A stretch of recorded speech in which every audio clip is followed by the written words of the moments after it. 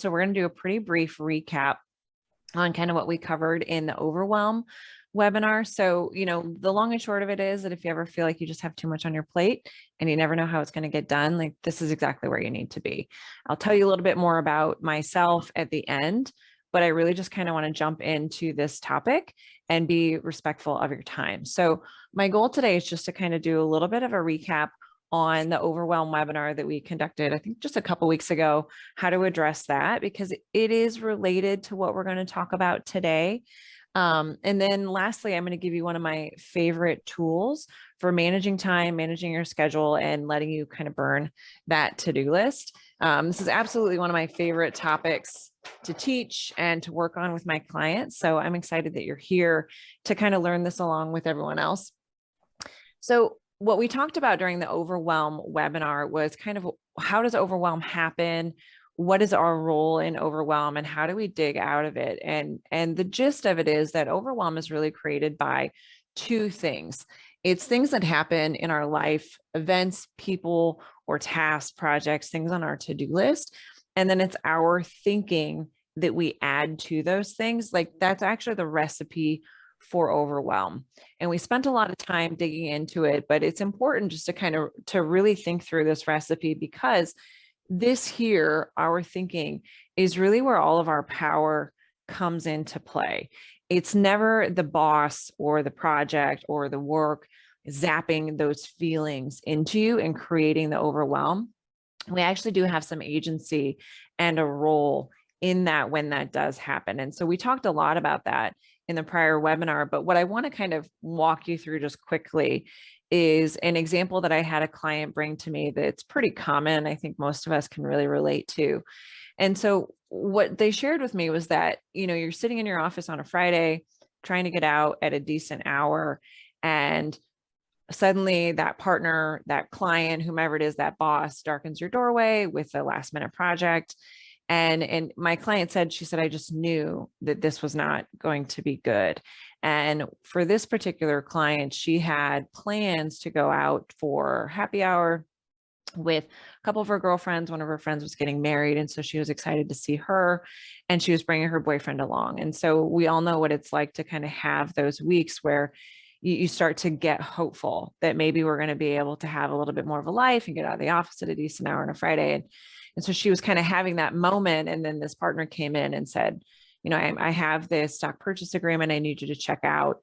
Can you take a peek at it? I just sent you an email about it. So then she turns and she checks out her email and she realizes that he had sent her this huge purchase agreement with multiple sections that he needed her to review. And his email said, I really need you to get back to me by tomorrow, which for this particular client was Saturday. And he wanted her to respond by Saturday at noon, I think. And so I think we can all kind of relate to that like heavy feeling like, oh my gosh, I'm going to have to cancel my plans with my friends. Like, how does this happen every time? Like, why can't he plan better? All of that kind of comes clouding in. And as she's kind of combing the email, she gets, or her phone starts ringing and she realizes that it's her mom. And so she silences it. And as she does that, she sees all these text messages from her boyfriend. And it's like, can you remind me to pick up milk? Can you put that on your list? And what am I supposed to wear tonight? And by the way, I need to take my clothes in for dry cleaning for your friend's wedding. And so that kind of gets her going down a whole nother path. I need to find a dress for the wedding. Oh my gosh, I need to get a gift. I've got to call my mom. I need to send her something for Mother's Day. All of that kind of starts flooding in as well.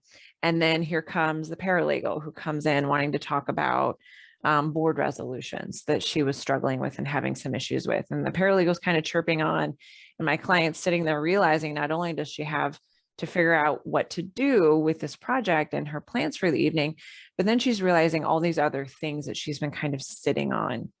Diligence review, and I think she had a memo that she needed to do. And so all of a sudden, like this heavy weight kind of comes in, and like she's just totally overwhelmed. And in that moment, when you're feeling that way, it's really easy to sort of start panicking and thinking like, I've got to clean my slate. I've got to cancel all my plans. Like, how does this keep happening? All of that is overwhelm. But when we break it down into kind of the recipe that I set forth below, I know this is hard to read, but kind of walk through it. We have the people, the things in our life. And then she has all of these thoughts kind of about them that kind of keep come flooding in that moment. that boss, that partner's a jerk. He's totally disorganized. He does this to me every time. Like, I hate working with him. I don't want to do this project, on and on it goes. So she's feeling really angry, frustrated, maybe even a little disappointment, right? So that's kind of contributing to this feeling of overwhelm.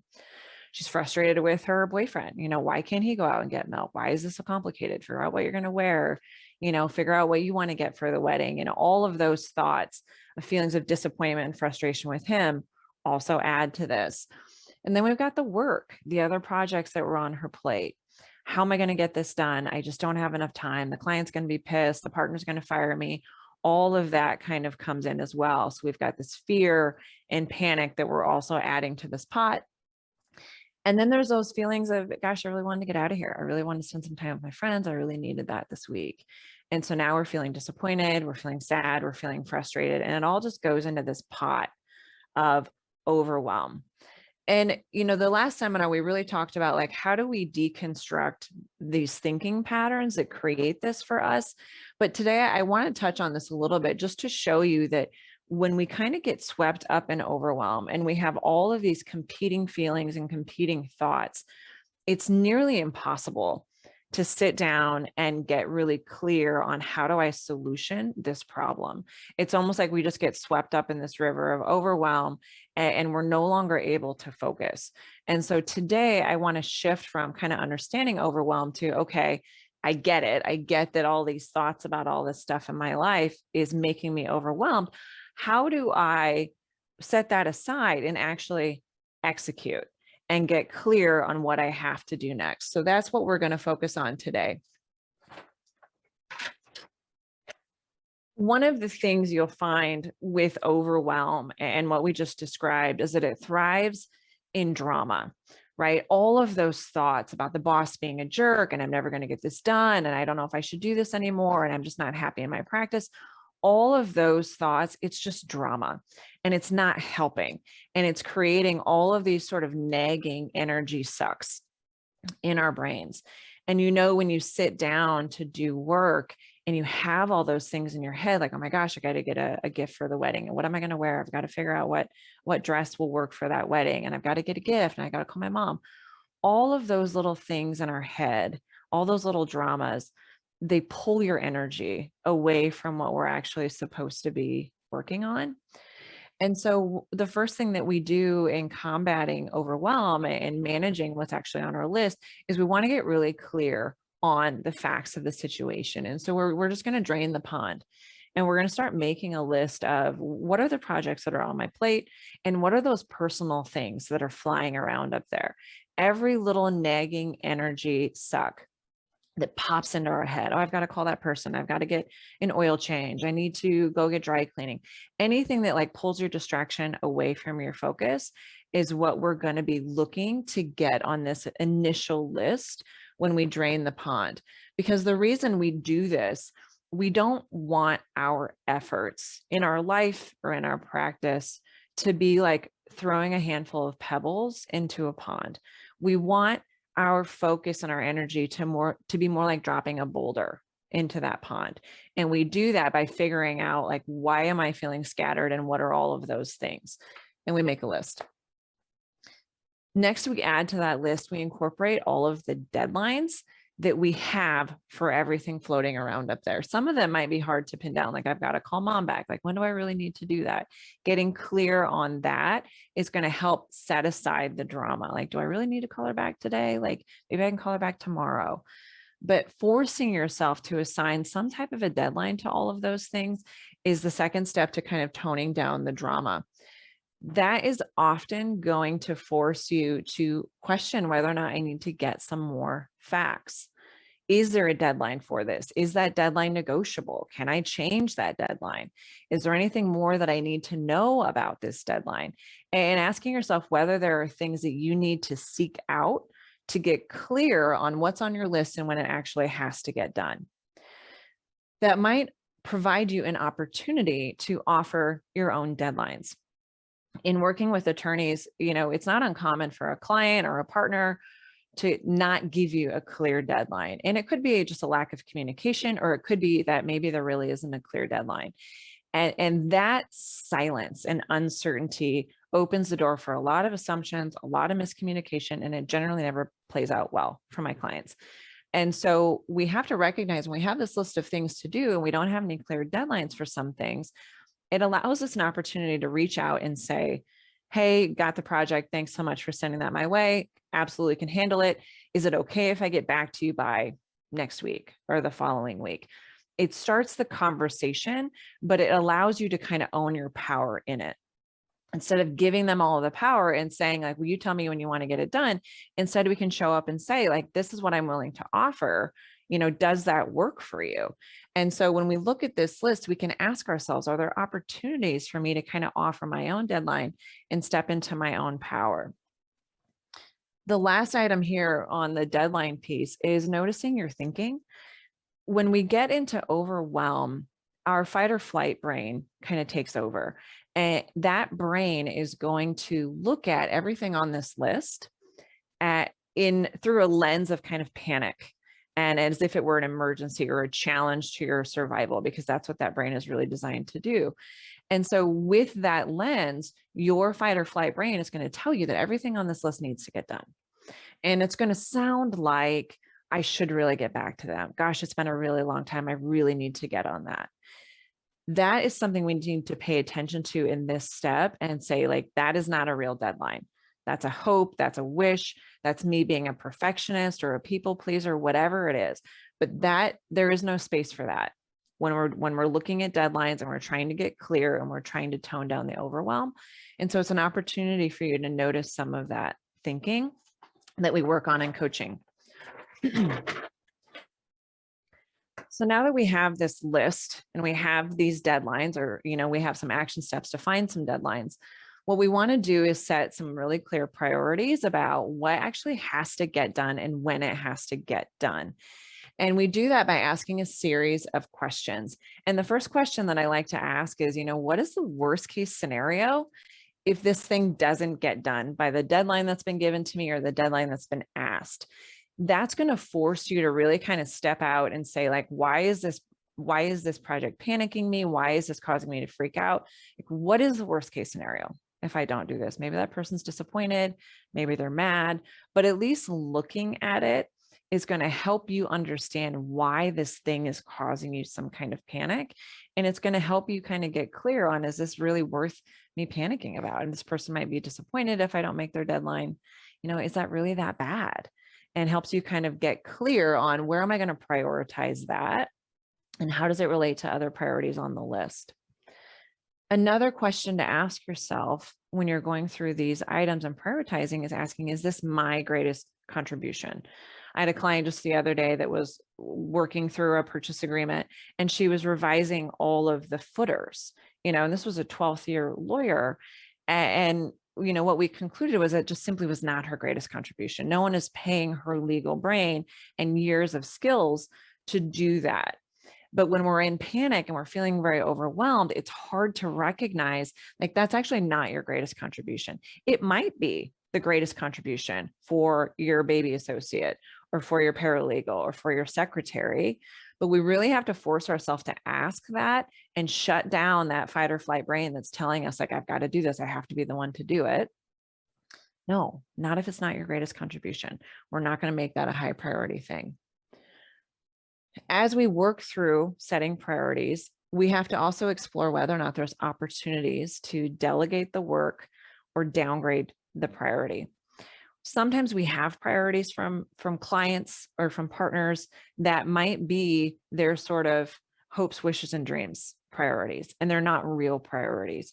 And so sometimes as we work through our list and we start setting, high, medium, or low priority, if we've got a lot of high priority stuff, we might have to start pushing on those and asking, is this a you priority? Is this a client priority? Like, can you give me some more color on, like, why we're working around this priority?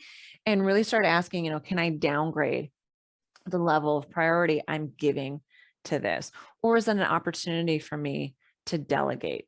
These are all questions that are going to be really important as you decide where to spend your energy first. Because again, this is about taking all of those pebbles and focusing them very clearly and very succinctly. One of the ways I find really helpful to kind of think about our to-do list and everything that we juggle is thinking about it as a puzzle that needs to be kind of put together. And one of the tools I want to leave you with is to kind of take these items and synthesize them down to puzzle pieces that we're just going to kind of move around the board. And so if we think about it that way, when we sort of set these priorities, it helps us decide, okay, what puzzle piece do I need to place first in my calendar and in my day? And we'll talk more about what that actually looks like.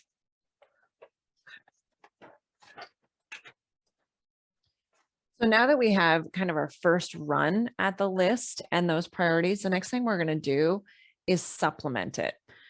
So when we have our high priority items, the next thing we're going to do is say, okay, what is everything that goes into that high priority item? So for instance, my client that was having the Friday night meltdown, she's got the stock purchase agreement. She had a memo she had to write. And so for her, we're going to take those and we're going to break them down. Whenever we have kind of the Friday night doom project, I think the most important thing to do is sit down and just assess it. Like I'm going to take a half an hour and I'm just going to look at it. And I'm going to see what's really happening and kind of shut out the drama. If she's writing a memo, you know, something she might want to think about. Do I want to read some good summaries of this law I'm supposed to be writing a memo on? Do I want to develop an outline, have a conversation with the client about what they're really looking for? Those might all be pieces that we're going to put on an additional list, or we're going to add to the list for each priority item. So we're adding more and more to this master list and kind of breaking up those big projects. We're also going to add items from the prior steps. So as you're looking at things on your list and you're kind of deciding, gosh, that's better suited for a first year associate, or maybe that's better for my paralegal or my secretary, that's going to go on the list. Have conversation with XYZ about whatever project. And I will caution you that when we do decide to delegate or engage additional support, I recommend making those a high priority item and having those conversations sooner rather than later, so that you can build in the possibility that it's going to go horribly wrong or that they're not going to do it right. And you want to have space to ask them to go back and do more and provide time for you to review it. So the sooner we have those conversations, the sooner we can execute it properly and better allow ourselves time to get it done right. And so when there are action items like that from the prior steps, put them on the list, but also make them a high priority. These next two are going to kind of move together. We're going to assign time for everything on our list, and then we're going to calendar it. And this is kind of where the fun part comes in for me. So as I said before, our goal is to take everything on our list and kind of create a puzzle piece for it and place this on your calendar. So we have like a visual representation of everything that we have taken on. And so we can literally look at our calendar and see, okay, do these pieces all fit together or not? Am I running myself into a big fat problem where I'm going to have to work all night long to get all these things done? That's the clarity that we're working towards. So in doing that, what we want to do is schedule our top priority items on our calendar first. But even before that, we want to be working from a calendar that accounts for our life. And what I mean by that is I want us all to schedule time for eating, sleeping, and taking breaks on our calendar. And I realize working with lawyers, like that's often, those are all the things that go out the window, right? We eat at our desk. Sometimes we don't even eat, and sometimes we rarely sleep. But part of this work is allowing you to see your agency and your role in what you're creating. And so when we put the life that we want on our calendar first, and then we add the work and all the other things to it, it really forces us to see, like, what am I choosing to do instead of going to the gym or going to my kid's soccer game? Like, what am I putting on my calendar and moving off of my calendar? Like, what puzzle piece am I swapping out for that? So it really allows us to see if this is the life that I want, and this is all the work that I have to put on my calendar and move all my life things off, you know, is that a choice that I want to make? And if not, then what other puzzle pieces do I need to move around so that I can get closer to that ideal life? So I'm going to share my screen and show you a little bit about, you know, how this actually looks, practically speaking. So you should be able to see this over here. Okay. Yes. So what I have here is kind of the list of things that my client had sort of come up with that she wanted to do. So we have her work projects down here broken into chunks. So she had that purchase agreement that the client dropped on her on Friday that he wanted by Saturday at noon. So we're going to assess the project, we're going to edit it, and we're going to send it back to the partner. She has this memo on the Secure Act. So she's going to read some summaries, print it, read it, and then talk to the partner about it.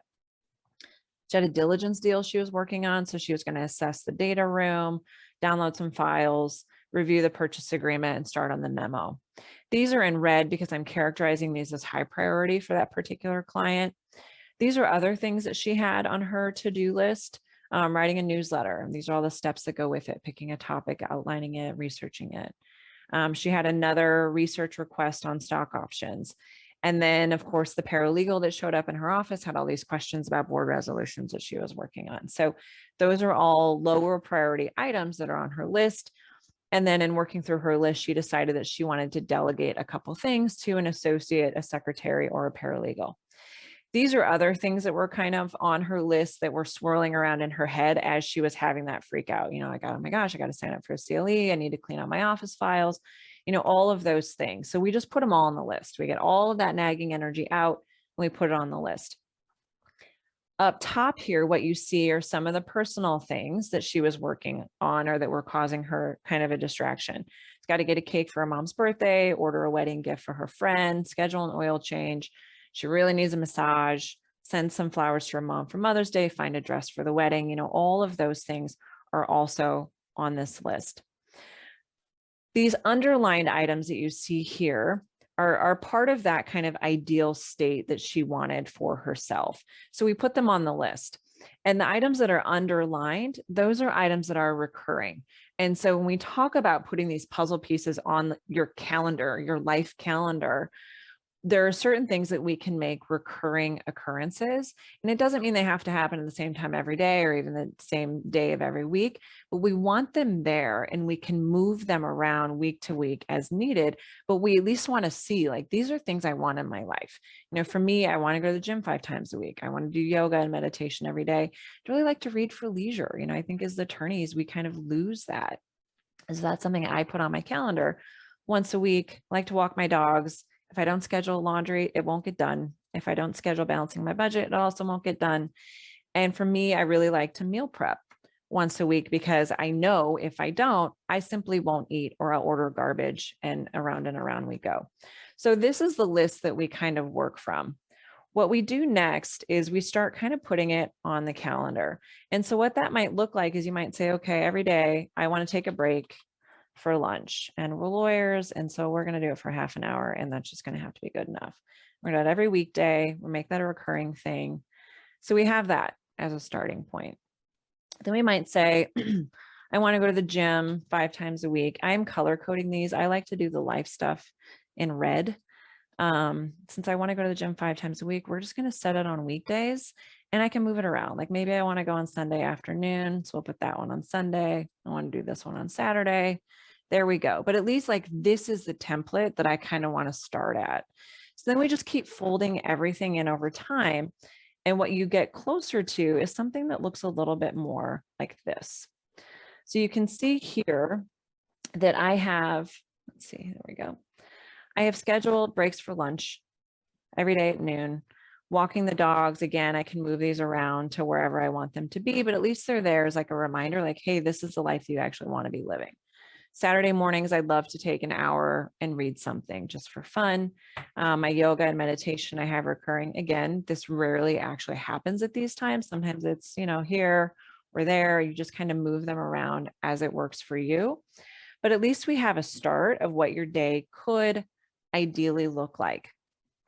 I also schedule in time for dinner and breaks. And you can see here, for me, I don't typically schedule anything after 8 p.m.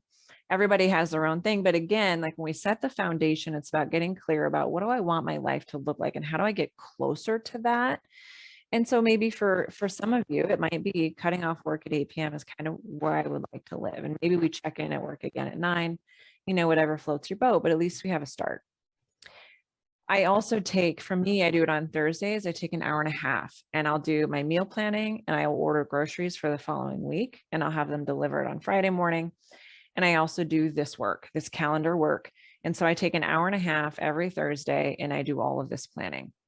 And during the week, I start a new to-do list of things like, oh crap, I got to get that scheduled. I got to get that done. And we have a new running list. And then on Thursdays, I sit down and I look at it. I've also added in, there's a reminder for my laundry and a reminder for my budget.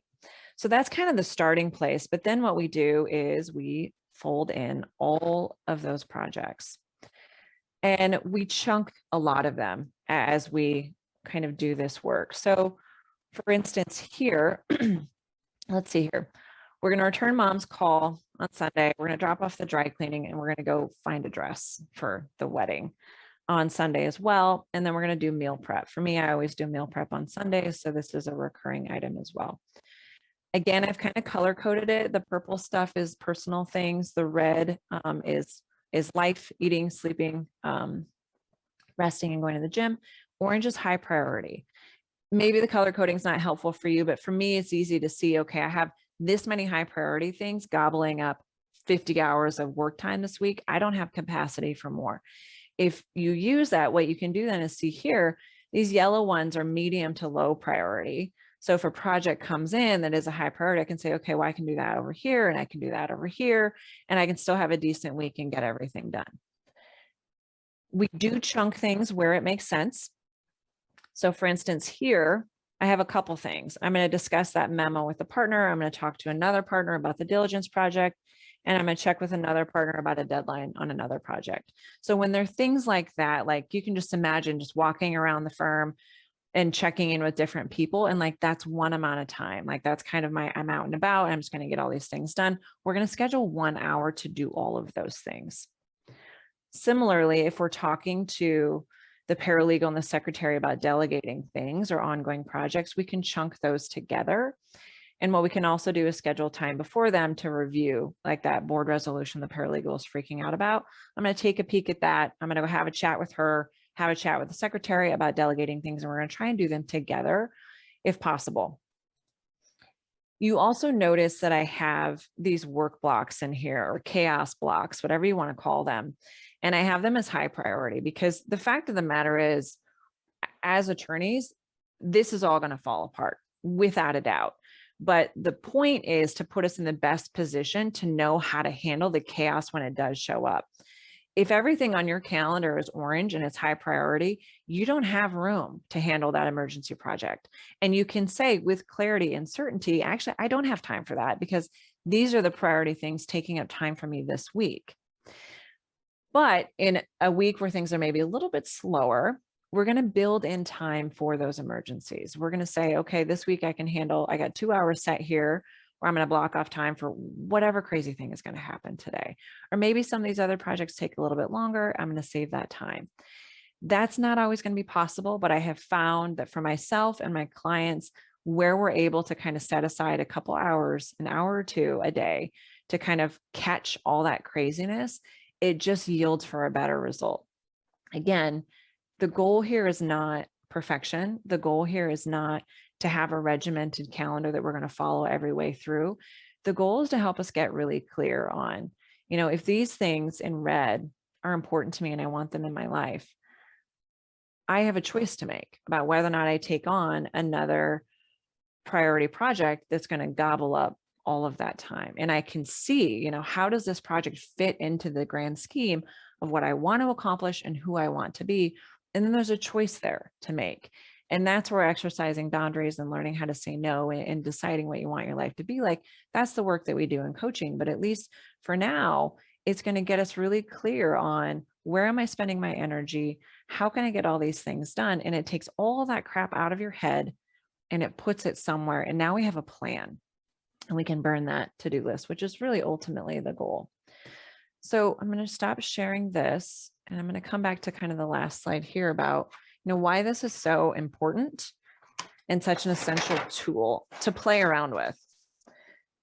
As I said, it's intended to take stock in what we have going on and help us to understand, is it actually realistic for me to take on this board position or for me to start working with this other new client?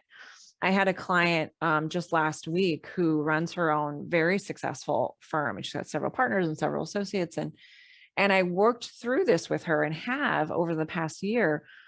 And yesterday or earlier this week, we realized when she took her to-do list and she put it on her calendar, she is booked until November.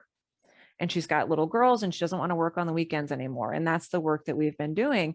And she's still feeling overloaded. And so we did this and she put it on her calendar and she's booked until November. And I said to her, why are you taking new clients? If everything on your list is going to eat up your time until November, what are we doing here? So she has some really hard decisions to make about whether or not she takes more clients or not, and what that looks like for her firm and her practice. So that's the beauty in this tool, is we can get really clear on, is it possible? Is it realistic for me to do all of these things? Do I need to go back to those prior steps and delegate more and say no more and see if this can be a downgraded priority? And it's going to help us answer the question, can I take on additional projects, additional responsibilities? The last part of this work that I actually find most beneficial in the long run is that it forces us to honor the commitments that we make to ourselves, because without a doubt, we're going to do this. We're going to play this game and our calendar is going to look perfect. And it's going to come down to it. And it's like, I would rather sit on the couch and drink wine than go to the gym or work on that project. You're not going to want to do it. This is going to really force us to see, like, why do I not have the life that I want? I'm choosing not to. I'm choosing to sit on the couch. And I'm not judging that, but it's at least forcing us to take ownership for why we have what we have and when we don't have what we want. That ability to see these things pop up on your calendar and follow through even when you don't want to do them, like that is what dreams are made of. That's how you make your life happen the way that you want it to.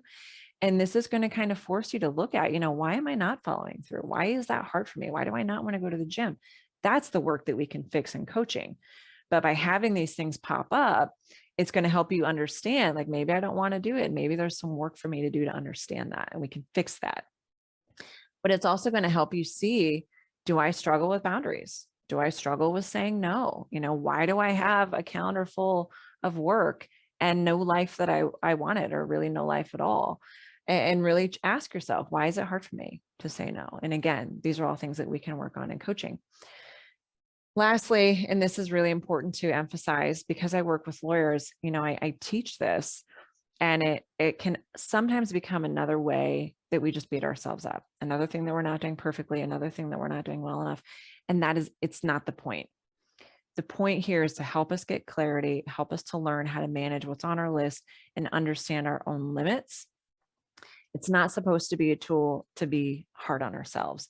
It does take practice, and it works differently for everybody, but everyone that I have taught this to and have really committed to making it work for them, it has been a game changer for them. It's helped them not work on the weekends and spend more time with their children.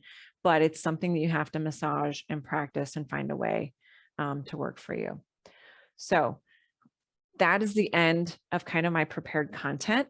I like to keep it short, save time and room for comments, and potentially give back time if possible. I am going to go ahead and shut off the recording. So if you have any questions, you can go ahead and share those comfortably.